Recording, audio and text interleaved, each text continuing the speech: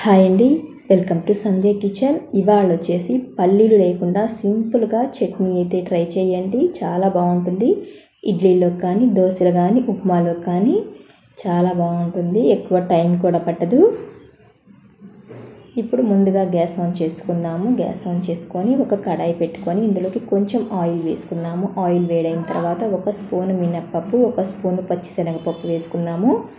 పెద్ద సైజు ఉల్లిపాయ ఒకటి ముక్కలుగా కట్ చేసుకొని వేసుకుందాము. కారానికి తగ్గట్టు పచ్చిమిర్చి వేసుకుందాము. నేనైతే 4 వేస్తున్నాను. కారం తక్కువగా ఉంటాయి అనేసి 4 వేస్తున్నాను. కారం ఎక్కువ ఉంటే 2 వేసుకుంటే సరిపోతుంది.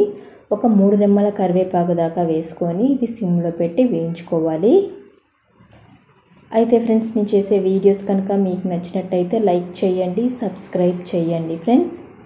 ఇవి కొంచెం వేగిన తర్వాత ఒక 3 చిన్నులపాయ రబ్బలు వేసుకుందాము.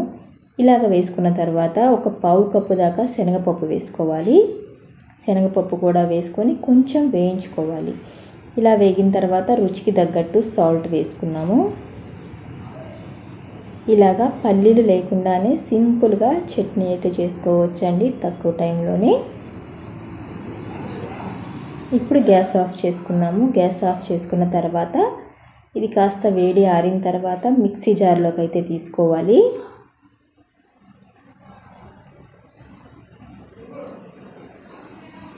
ఇప్పుడు మిక్సీ పట్టుకుందాము.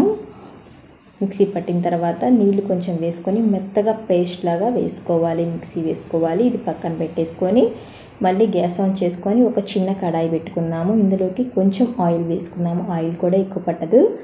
ఇప్పుడు 2 ఎండుమిర్చి, ఒక పావు స్పూన్ ఆవాలు, ఒక 2 రెమ్మల కరివేపాకు వేసుకొని లైట్గా వేయించుకొని పక్కన పెట్టేసుకుందాము.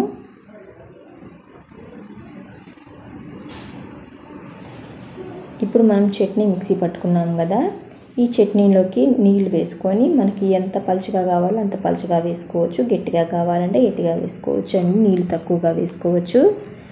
నేనైతే కొంచెం నీళ్లు వేసుకొని ఈ విధంగా లూజ్గా చేస్తున్నాను. ఇప్పుడు ఇది ఒక గిన్నెలోకి అయితే తీసుకున్నాము. ఇప్పుడు టేస్ట్ చూసుకోండి ఒకసారి, సాల్ట్ సరిపోయిందో లేదో. ఇప్పుడు మనం తిరుగుమాత పెట్టుకున్నాం కదా, ఇది ఆయిల్ అనేది ఇవి ఇందులోకి వేసుకున్నాము. చూసారు కదా, ఎంతో సింపుల్గా చట్నీ అయితే రెడీ అయిపోయినట్టేనండి పల్లీలు లేకుండా. ఈ వీడియో కనుక మీకు నచ్చినట్టయితే లైక్ చేయండి, షేర్ చేయండి, కామెంట్ చేయండి, సబ్స్క్రైబ్ చేయటం మాత్రం మర్చిపోకండి.